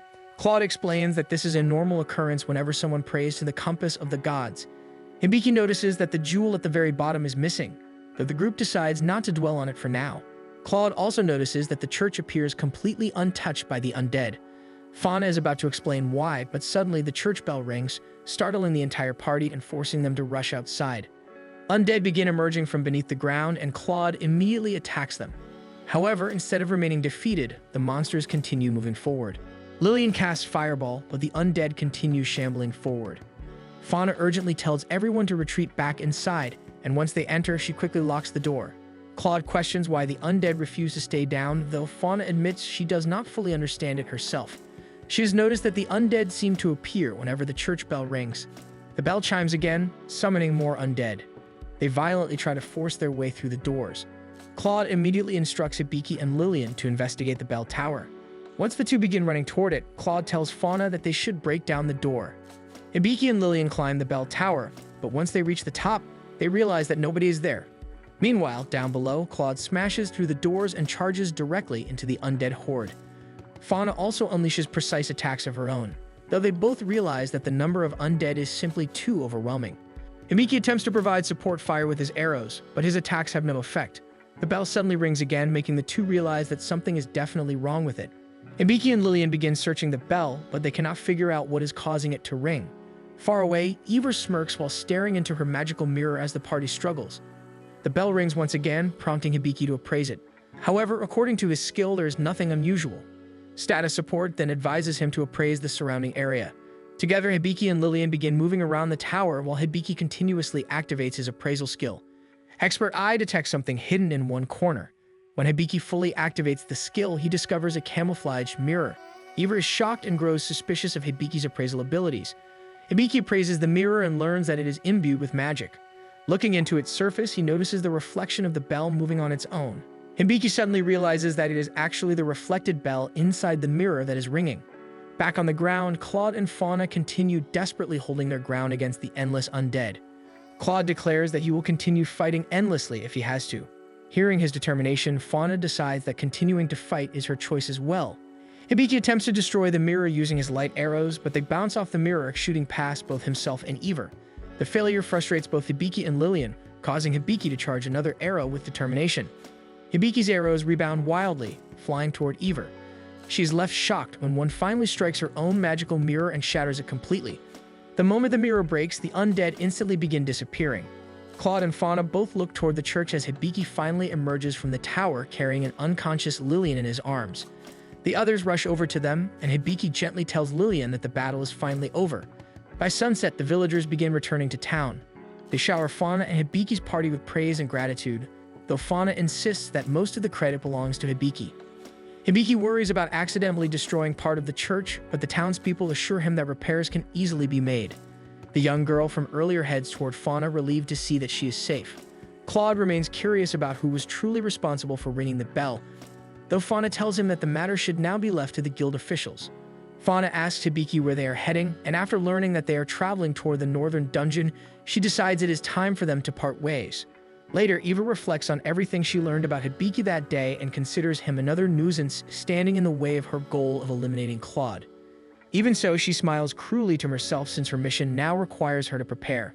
In his throne room, Chief God reflects on how the mistakes of the past can never be undone. It is also why he refuses to let Hibiki die.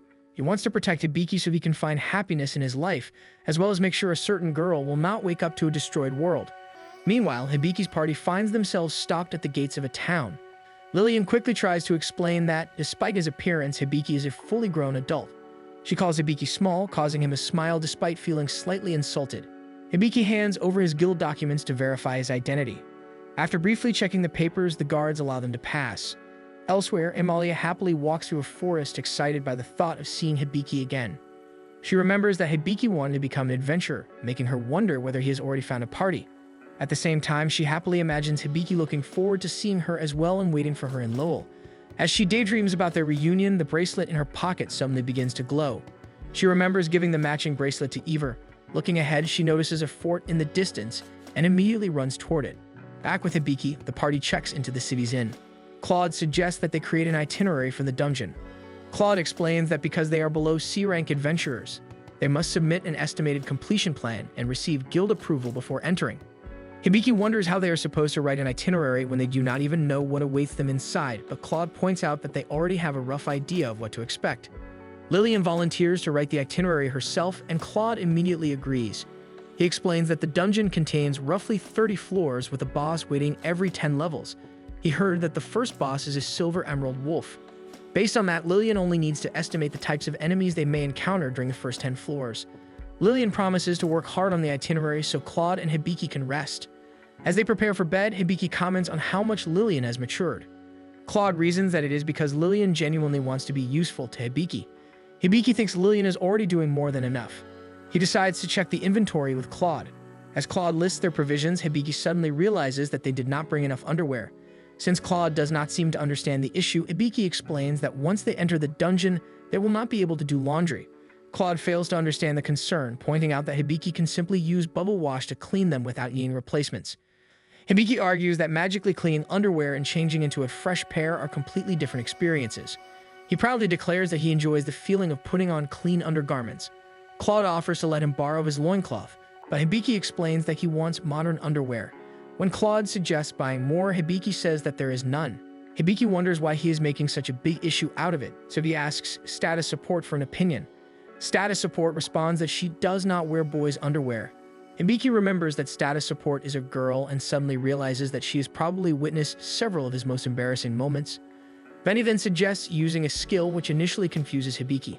After thinking about it, however, he realizes that copy and paste should solve the problem. Activating the ability, Hibiki creates several copies of his underwear. Meanwhile, Amalia finally enters the abandoned fort. Even though it seems scary, she continues because she fears Ivor may be in danger. Deeper inside the castle, Ivor is attempting to tame an emerald wolf. Believing that the wolf is about to attack her friend, Amalia immediately tells Ivor to run and begins firing arrows at the beast. The wolf effortlessly dodges and retaliates with a spell that causes vines to erupt from the ground and bind Amalia in place. Suddenly, Ivor appears beside the wolf and casually explains that the creature is actually one of her companions. Amalia is confused and asks what Ivor is trying to accomplish by controlling monsters. Ivor calmly replies that she intends to use them to achieve world peace. When Amalia gives her a doubtful look, Ivor accuses her of being hurtful toward her friend. Amalia looks conflicted, causing Ivor to laugh and reveal that she never saw Amalia as a friend. Tears well up in Amalia's eyes as she reveals that she is 56 years old and that Ivor was her very first female friend. Ivor remembers the matching bracelet and realizes that it was how Amalia managed to find her, so she drops it to the ground and crushes it. The wolf immediately moves to attack Amalia, but she quickly raises a wall of earth between them. She tells Ivor that she will never forgive what she has done. Ivor merely mocks her, claiming that Amalia is weak. Furious at being deceived, Amalia begins directing her attacks toward Ivor. However, Ivor effortlessly blocks the spells with her mirror magic. The counterattack leaves Amalia collapsed on the ground. Ivor admits that she finds Amalia both annoying and soft-hearted before disappearing from sight. With her strength gone, Amalia loses consciousness. The next day, Hibiki and his party visit the town guild to submit their itinerary and receive permission to enter the dungeon. After some time, the receptionists approve their travel to the dungeon. She personally escorts them to the dungeon entrance and wishes them a safe journey. The party makes sure that everyone is willing to face the dungeon together before finally heading inside. At first, Hibiki attempts to use World Map to scout ahead, but Claude advises against it. Immediately afterwards, Status Support informs him that the conductivity rating of Divine Authority has decreased by 15%. Claude notices Hibiki becoming distracted and quickly warns him that losing focus in a dungeon could cost him his life. In the realm of the gods, Chief God quietly wonders how Hibiki and his party will overcome the dungeon. The god of magic appears beside him, curious about why he seems troubled. At first, Chief God jokes around, which only irritates her. Once he becomes serious, Chief God explains that Hibiki has chosen to challenge the dungeon. The god of magic grows concerned, pointing out that their skills might be useless in the dungeon. Chief God explains that Hibiki wants to reach the underground city and seek out the sages in hopes of learning how to return to his original world. She points out that Chief God could have simply told Hibiki that the sages do not possess the answer and that returning to his old world is impossible. Chief God remains calm and replies that while he intends to keep Hibiki alive, he does not believe in controlling every aspect of Hibiki's life. The god of magic remains puzzled, once again feeling an unexplained sense of concern whenever Hibiki is involved. Meanwhile, Chief God knows that there actually is a way to return to Hibiki's original world. The reason the god of magic does not know is that knowledge is no longer part of her current memories. He decides to ask why the god of magic is visiting. She explains that she is there to invite him to a tea party. At first, Chief God refuses, but after learning that it is being hosted by the god of medicine, he suddenly becomes excited. The god of magic becomes irritated and punches him into the distance. In the dungeon, Hibiki notices something ahead and warns his party, thinking that the water in front of them is a slime. He quietly asks status support if he is right, but she tells him it is only a puddle of water. However, she warns him to be concerned about the creature on the ceiling. When he looks up, he sees a slime suddenly fall in front of him. Veni tells him that he needs to show them the results of his training. Hibiki proudly uses his first attack-based skill, fire, creating a small flame that burns the slime. Claude moves forward and finds it strange that they have already reached a dead end. Veni mentions that the wall ahead looks unusual, so Hibiki appraises it. He informs the party that the wall is actually a monster called a locked rock. Claude is surprised to encounter such a monster on the very first floor. He explains that his spear is not very effective against it and demonstrates why. He claims they need something capable of dealing area damage. Hibiki thinks Lillian is the best person for the job, and after some encouragement from Veni, she activates her wand. Claude remarks that Lillian's attacks are currently stronger than his. The group presses forward now that the path is clear, and Hibiki wonders why people create dungeons. Veni admits that even he does not know the answer. However, considering how dangerous dungeons are, he guesses that some unpleasant person must have made them. As they travel deeper, status support informs Hibiki that he is losing connectivity with his divine authority again. Hibiki wants to ask what that means, but monsters suddenly appear in front of them. He praises the enemies, and Claude decides to take on 2 of the 3 insect monsters, leaving the last one for Hibiki and Lillian. Hibiki activates his skills to improve his aim, but he is informed that his aim assistance is limited, causing his shot to miss. Thankfully, Lillian's and Claude's attacks connect, and they successfully defeat the monsters. Claude praises Lillian and warns everyone to watch out for traps, but Hibiki's mind begins to wander. Status support explains that the dungeon makes it difficult for Chief God's power to reach him, causing the skills to become noticeably weaker. Claude assumes he is reacting to his explanation and continues speaking, but Hibiki zones out again because he never expected his skills to weaken. He wonders aloud what he should do, and Claude answers that if Hibiki simply follows what he just explained, everything should be fine. Hibiki gives him a confused look, which puzzles Claude. Claude quickly realizes that Hibiki was not paying attention at all. Hibiki pales and immediately bows an apology. Claude becomes concerned because Hibiki normally listens carefully, even when he does not fully understand everything. Deciding to be honest, Hibiki explains the situation, shocking Claude with the revelation that his skills are weak. Even Veni is surprised. While he knew that dungeons existed outside the jurisdiction of the gods, he never imagined it would affect divine skills. Things begin to make sense for Claude, and Hibiki apologizes, feeling that he cannot contribute much during battles. Lillian immediately steps in front of him and says that even if Hibiki misses, she will defeat the enemies with her magic. Claude adds that even Hibiki's missed attacks can distract enemies long enough for him and Lillian to finish them off, meaning he is already helping. He reminds Hibiki that being part of a party means relying on one another, making Hibiki realize that he is not fighting alone. Claude goes on to say that this party has become family to him, and he is grateful that Hibiki trusted them enough to reveal the truth. Hibiki feels relieved and tries to stand, but Claude keeps him in place because he still has more to say.